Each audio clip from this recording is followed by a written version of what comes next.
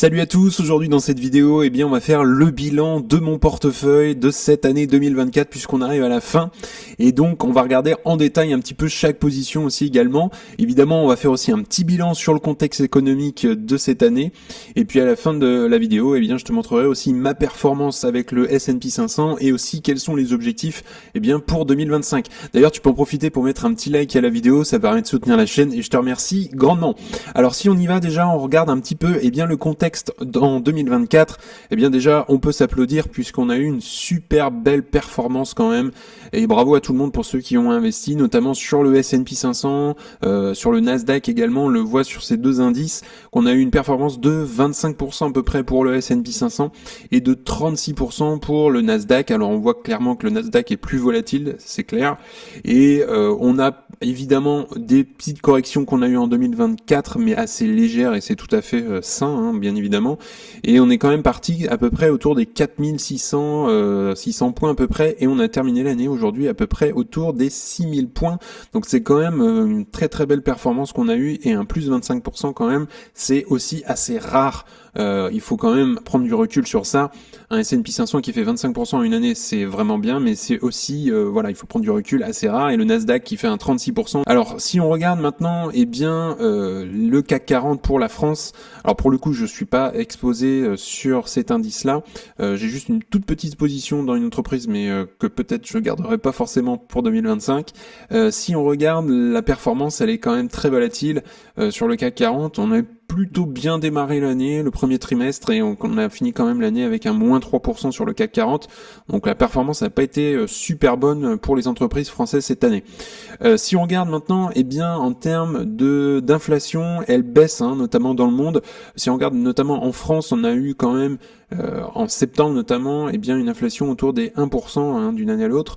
Et puis aux États-Unis, on est revenu sur quelque chose plutôt autour de 2,3, même si on commence à voir, notamment en France, qu'elle repart légèrement.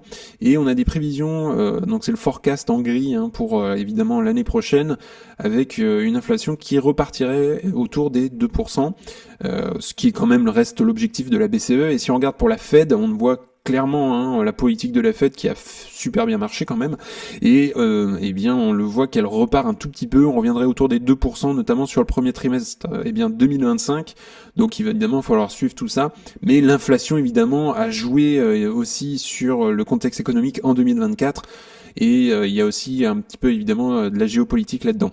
Alors si on regarde également les taux d'intérêt, on le voit déjà en France, donc en France la BCE bien évidemment, ça baisse forcément. On est dans un contexte en 2024 où les taux d'intérêt ont baissé pour la première fois après plusieurs mois de hausse ou de stagnation. On était à un plancher. Et on a enfin baissé les taux d'intérêt cette année en 2024. On a commencé en juin en Europe, et puis pour les États-Unis, on a commencé en septembre, et on était à un plafond à 5,5, on était à 4,5 pour les taux en plafond en Europe, et donc on a baissé aux États-Unis pour le coup là en septembre, et on est tombé de 50 points, et après on a une autre baisse de 25 points, et récemment justement c'était la dernière baisse qu'on a eue en décembre, on a encore baissé de 25 points, mais on voit quand même que là on va peut-être stagner, et on va voir comment évolue évidemment l'inflation, mais en tout cas on est dans une bonne dynamique, et je pense qu'on n'a pas trop le choix de baisser aussi un petit peu les taux d'intérêt depuis qu'à un certain moment ils sont assez hauts, et on a aussi effectivement des États qui sont de plus en plus endettés, donc il y a besoin d'emprunts, et les emprunts coûtent de plus en plus cher, donc c'est un petit peu la boule de neige un peu négative. Alors si on regarde déjà, dans un premier temps, mon premier portefeuille, puisque j'en ai deux, j'ai DEGIRO et Interactive Brokers. DEGIRO maintenant je l'utilise uniquement pour les ETF, et donc si on regarde un petit peu les positions, j'ai du Alphabet, j'ai du Amazon, j'ai du Apple, du Microsoft, du Nvidia, du PayPal, du Qualcomm, du Total, donc c'est la seule entreprise d'ailleurs française, j'en ai parlé tout à l'heure, c'est ma seule exposition au CAC 40, et on a du Walt Disney, et puis j'ai un ETF, donc c'est le S&P 500 qui me permet moi de diversifier passivement, de toucher un petit peu de dividendes sur ça, même si j'en fais pas absolument une politique dans ma manière d'investir, et je m'expose évidemment tous les mois au S&P 500, ça me permet de diversifier et de répartir aussi le ratio risque. Et donc si on regarde un petit peu l'évolution de toutes ces positions déjà dans un premier temps pour mon premier portefeuille, donc on voit qu'Alphabet a fait un plus 41% cette année, Donc ça c'est vraiment pas mal du tout. J'en ai profité d'ailleurs pour en renforcer un petit peu quand elle a recorrigé à peu près en août-septembre autour des 150 $. Et donc elle a super bien reperformé et on a eu un point le plus haut autour des 200 $ d'ailleurs il y a quelques jours. Ensuite le Amazon, pareil, on a une belle performance cette année, plus 51%, un peu meilleur que Alphabet. On est parti autour des 150, on a fini l'année à 220. Donc ça c'est vraiment top. Microsoft a fait un peu moins bon, du plus 18%, mais ça reste quand même tout à fait appréciable. On était autour des 360-70 en début d'année, et puis on a fini l'année autour des 438. Ensuite Apple, encore à applaudir, plus 40% quand même, on était autour des 180, on a eu une petite correction le premier trimestre d'ailleurs, on est tombé autour des 170, et puis on a quand même fini l'année à 260, donc là c'est vraiment assez exceptionnel. Alors Nvidia, eh bien plus 190% quand même cette année, on sait même pas quand et où ça va s'arrêter à un moment donné. On était autour des 50 $ l'action en janvier, et on a terminé l'année quand même à 140 $ l'action. Donc c'est quand même vraiment incroyable. Il y a bien un moment donné aussi, ça va corriger. Et puis on a PayPal qui a fait quand même une belle performance, notamment, j'allais dire surtout en fin d'année. Elle est quand même à plus 43% sur l'année au total, mais on stagnait autour des 60 $ quand même très longtemps, hein. Pendant 6-7 mois, on a tourné autour des 60 $, et elle a commencé à exploser un peu plus, et bien autour de juillet-août, août surtout, et on a fini l'année à 88 $. Et pour terminer, j'ai du Qualcomm, donc on a fait un plus 13% cette année sur Qualcomm. On a commencé l'année à 140, on a terminé à 158, même si elle a eu un plus haut quand même à 220 à un moment donné en milieu d'année. J'ai du Walt Disney qui a fait un plus 24% cette année, on a eu un peu de yo-yo quand même, mais assez bien repris surtout ces 2-3 derniers mois. Et puis enfin, donc là c'est la moins bonne du portefeuille cette année, donc sur DeGiro, c'est Total Energy, la seule entreprise française que j'avais achetée surtout à mes tout débuts. Et aujourd'hui, on est à moins 15% sur l'année au total. On était autour des 60 € l'action. Et on a fini l'année à 52 quand même. Donc là, on n'est pas sur de la grosse performance. Cela dit, c'est pas du tout, on va dire, les mêmes choses que ce que je pourrais avoir dans le portefeuille. Là, on a du dividende qui est peut-être un peu plus intéressant, et ceux qui vont chercher du total, c'est plus certainement pour du dividende que de la performance en elle-même. Alors si on continue bien avec Interactive Brokers, donc mon deuxième broker, donc j'ai du Enphase, j'ai du Celsius également, ça c'est des entreprises que j'ai rentrées un petit peu récemment aussi, Celsius, Disney, j'ai du Visa, j'ai du PayPal encore, Google évidemment, et puis du Tesla. Donc si on regarde maintenant en détail la performance de ces actions, alors il y en a que je ne vais pas répéter puisque je les ai en doublon, hein, notamment avec DeGiro. Et donc le Tesla, on a eu quand même une belle performance, et notamment grâce à Monsieur Trump, plus 90%, on était autour des 200 $, elle a corrigé sous les 200 $, on était autour des 170 d'ailleurs au mois de mai à peu près je crois. Et puis ensuite elle est repartie, mais elle était quand même dans un range autour des 200, 220, 230, et elle a explosé notamment avec l'élection de Donald Trump, puisqu'on a Elon Musk qui est bien évidemment un soutien de Donald Trump, et donc là on est quand même bien explosé, et elle est passée au-dessus des 400 $, et là on est autour des 450 $, donc là ça m'a fait une belle performance cette année à plus 82%. Si on regarde Celsius, donc c'est une entreprise que j'ai rentrée récemment en portefeuille, donc bien évidemment je suis pas à moins 53%, c'est la performance sur l'année de Celsius, puisque moi j'ai commencé à la rentrer à peu près je crois en septembre 2024, il me semble, hein, autour des 30 $, et donc on voit qu'on a quand même commencé l'année avec Celsius à 60, on est monté quand même pas loin des 100 $ l'action, et ensuite on a eu la dégringolade totale là, à partir de l'été. Et donc moi j'ai commencé à la rentrer par là parce que je la trouve intéressante à ce prix-là. Et ça c'est une action croissance, hein, c'est une action assez jeune, c'est une entreprise assez jeune. Ensuite Enphase encore, donc là moins 44% sur l'année. Enphase elle tournait autour des 100 $, des 120 $. Et elle a dégringolé, notamment aussi ça a joué avec l'élection de Donald Trump, qui est pas un pro, on va dire, énergie verte. Ça, je pense que c'est du court terme forcément, et Enphase, pour moi, ça va être du long terme. Donc à un moment donné, ça va forcément surprendre, et je la trouve, moi, aujourd'hui, sous-évaluée Enphase d'après mes analyses. Donc j'en ai profité d'ailleurs pour la renforcer autour des 70 $. mais bien évidemment il faut faire attention aussi à la répartition en pourcentage dans le portefeuille.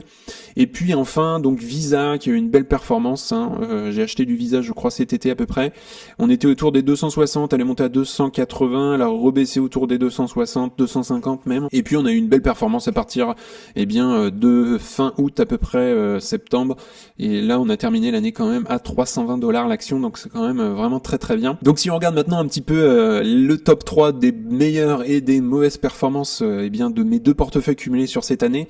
Donc en meilleure performance, en première position on a du Nvidia, évidemment on a du Tesla, et puis en troisième position on a du Amazon. Donc là c'est le top 3 qui ont notamment très bien performé en 2024. Et puis dans les mauvaises performances de 2024 on a Celsius en première position quand même si moi je l'ai rentré bien évidemment pas quand elle était autour des 60-100$, je l'ai acheté vraiment à la toute fin de l'année quand elle avait vraiment très très bien corrigé. On a également du Enphase qui a bien corrigé cette année, en fin d'année surtout. Et puis en troisième position de mon portefeuille, c'est Total qui a pas très bien performé cette année. Mais là on cherche plus du rendement sur dividendes en général. Donc voilà, ça c'est le top 3 des bonnes et mauvaises performances de cette année. Donc si on regarde bien maintenant ma performance avec le S&P 500, donc les 500 plus grandes entreprises du marché américain. Donc si on regarde ici simplement déjà pour l'année 2024 en rose, on a l'accumulation, les deux portefeuilles, mes deux portefeuilles, et puis en violet on a le S&P 500. Donc conclusion très claire, on voit très clairement que mes deux portefeuilles ont fait beaucoup mieux cette année que le marché. Donc ça c'est vraiment encourageant. Après comme je l'ai dit en début de vidéo, il faut prendre du recul. 2024 ça a été vraiment bien. 2023, 2022 ça a été moins bon. Mais il y avait surtout des bonnes opportunités. Donc voilà, il y a la balance, il y a le bon et le moins bon en fonction des années. Et donc évidemment, on a commencé l'année vraiment très très très bien déjà, et on a fini l'année quand même. Donc si on regarde sur l'année, le S&P 500 a fait plus 27% et mes portefeuilles ont fait plus 41%. Donc là, je suis plutôt satisfait. Si on regarde maintenant, depuis que j'ai commencé à investir, donc depuis 2021. On voit très clairement qu'au début, je le répète, quand je fais mes bilans mensuels sur mes portefeuilles, on a quelque chose de très très similaire avec le marché au début, et si on tient dans le temps, et c'est ça qui fait vraiment la différence, c'est le long terme, on a le temps de toute façon, on voit que ça commence à se détacher justement entre la courbe violette qui est le S&P 500 et la courbe rose, mes portefeuilles d'investissement.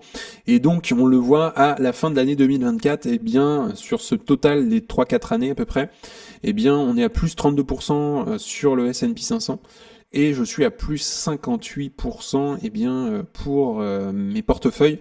Donc clairement je fais 2 fois mieux que le marché, donc ça c'est vraiment très encourageant, et ça donne envie évidemment de faire beaucoup mieux pour 2025 et de continuer. Alors bien évidemment on ne saura pas ce qui va se passer en 2025, on peut pas prédire ça, j'ai pas de boule de cristal et personne en a d'ailleurs. Et donc il faut rester quand même sur sa stratégie, analyser des entreprises, pas acheter à n'importe quel prix, regarder le business, les qualités, les chiffres, analyser tout ça en profondeur. Et donc quelques leçons tirées et des ajustements pour 2025 justement. Premier point, c'est la diversification, c'est assez important, je le répète, mais même si certains secteurs explosent, notamment avec l'IA, évidemment on va pas faire un all-in sur Nvidia. Et il est important vraiment de répartir justement ces risques. D'ailleurs Nvidia, j'en ai pas du tout acheté depuis des années, ça fait 2 ans que j'ai ma position et j'en ai pas racheté dans cette course à la folie. Et puis la préparation aussi aux imprévus, c'est important puisque la volatilité peut frapper à tout moment, on a des corrections, ça peut paniquer. Et évidemment, je le répète souvent, la bourse c'est un marché des émotions, d'où l'importance aussi d'avoir peut-être un fonds de sécurité. Alors un fonds de sécurité en cash peut-être d'ailleurs, 3 à 6 mois de dépenses, et puis aussi un fonds du cash justement pour vos investissements. Si on a une grosse correction, il faut pouvoir justement en tirer parti de cette correction. Alors pour 2025, personnellement déjà je prévois aussi d'augmenter évidemment mes positions dans la tech, la conso discrétionnaire, la conso de base. Donc dans certaines positions que j'ai déjà, et aussi découvrir de nouvelles pépites en bourse, des actions de croissance. Cette année, évidemment, j'ai ajouté du Celsius dans mon portefeuille, donc c'est une action de croissance. Donc c'est pour ça on a une très mauvaise performance sur du court terme. Ça va être très volatile, mais sur du long terme, il n'y a pas de raison. Si on a fait évidemment nos analyses auparavant. Troisième point pour 2025, évidemment, ça va être aussi d'augmenter mes investissements mensuels. puisque c'est hyper important dès qu'on en met dès le début, plus on en met dès le début surtout, et plus ça ira vite, entre guillemets, sur la grosseur du patrimoine au fur et à mesure du temps. Et puis ensuite, je vais continuer évidemment la poursuite dans l'ETF S&P 500 chez Vanguard, pour voilà répartir aussi un petit peu, on va dire, les risques passivement, avoir aussi des revenus passifs.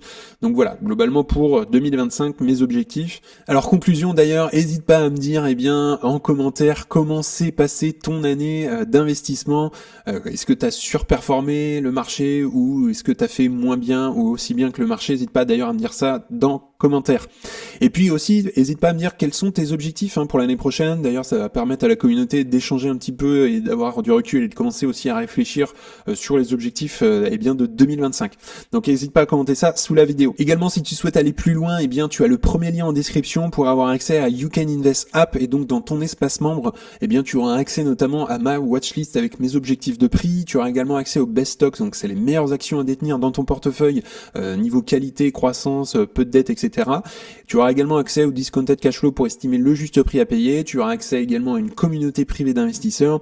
Et puis le gros plus, c'est les appels vidéo avec moi-même, pour t'accompagner dans ta stratégie, analyser ensemble des actions, ton portefeuille, etc. Donc ceux qui veulent nous rejoindre, c'est le premier lien qui est en description. En tout cas, on en a fini pour aujourd'hui. N'hésite pas à liker la vidéo, à t'abonner, ça fera grandir la communauté et puis ça me soutient. Si tu souhaites regarder une autre vidéo, tu peux cliquer juste ici. En tout cas, je te souhaite une excellente journée et à bientôt pour une prochaine vidéo. Salut!